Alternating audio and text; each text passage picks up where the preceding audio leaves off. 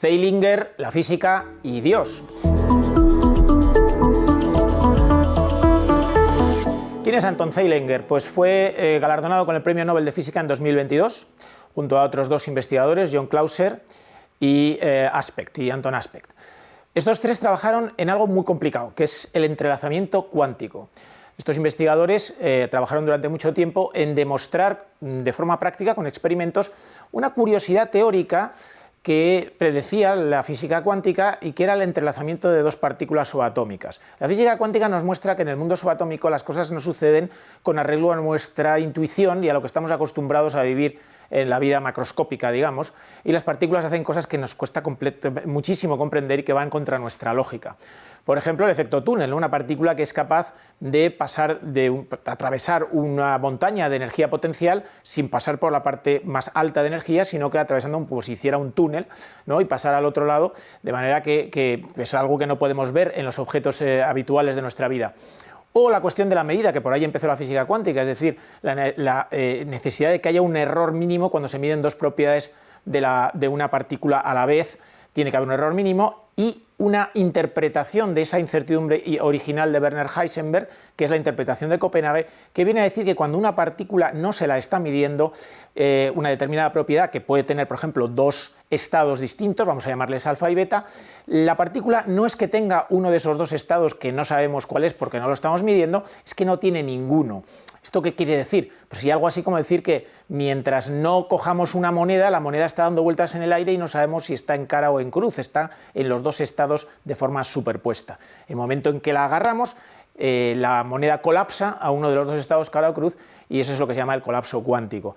¿A cuál de esos dos estados colapsa? Pues es imposible de saber a priori, es indecidible. Hay quien dice que está gobernado por el azar, pero cuidado porque el azar es un elemento muy complejo. Pues bien, otra de las cosas que se derivan de la física cuántica es que si dos partículas subatómicas son creadas a la vez de una manera entrelazada, están relacionadas entre sí, pues estarán en un estado cuántico superpuesto mientras no se las mida. Y después, si medimos el estado la propiedad de una de las dos partículas, colapsará un estado cuántico e inmediatamente la otra partícula que estaba enlazada con ella colapsará al mismo estado cuántico que la anterior. Esto era una predicción teórica que parecía una curiosidad, pero estos investigadores han conseguido hacer pruebas que demuestran este enlazamiento cuántico. El primero fue John Clauser, que hizo unos cálculos que lo que demostraban es que estas medidas de entrelazamiento estaban por encima de la desigualdad de Bell.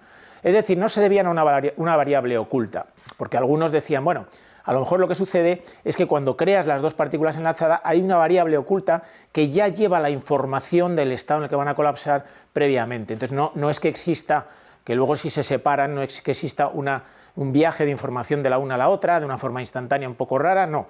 Pero se puede, a través de las desigualdades de Bell, descubrir si efectivamente existen variables ocultas o no.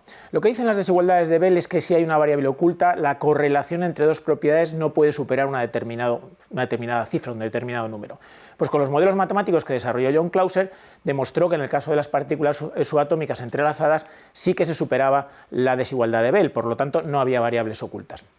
Después Anton Aspect hizo algunos experimentos más separando las partículas de la fuente y fue Zeilinger el que ya hizo una teletransportación de propiedades, es decir, que separó mucho las partículas y efectivamente demostró que cuando una de ellas colapsaba, la otra también lo hacía al mismo estado, demostrando que el entrelazamiento cuántico existe de verdad.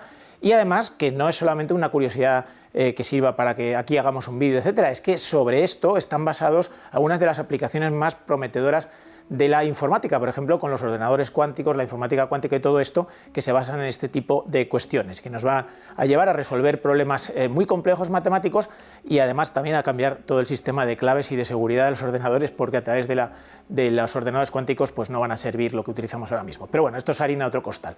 ¿Por qué sacamos a Anton Zeilinger con esto? Porque cuando se le entrevistó a raíz del premio Nobel en muchos medios de comunicación, por ejemplo en El País, pues para sorpresa del entrevistador declaró que era creyente. El entrevistador le miró con un poco cara rara, como diciendo, ¿cómo puede ser un físico creyente?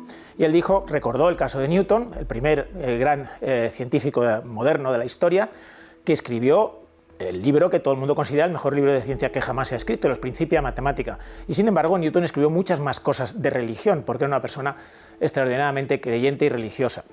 Zeilinger lo puso como ejemplo, como diciendo, bueno, ¿por qué un físico no va a ser creyente? De hecho, dijo una frase que a mí yo siempre cito y que me gusta mucho: a raíz de lo que yo he visto en mis trabajos en el laboratorio, he decidido creer. Es decir, él ha tomado una decisión, y porque yo creo que además la fe muchas veces tiene más de decisión razonada que de una especie de lotería que parece que te caiga del cielo.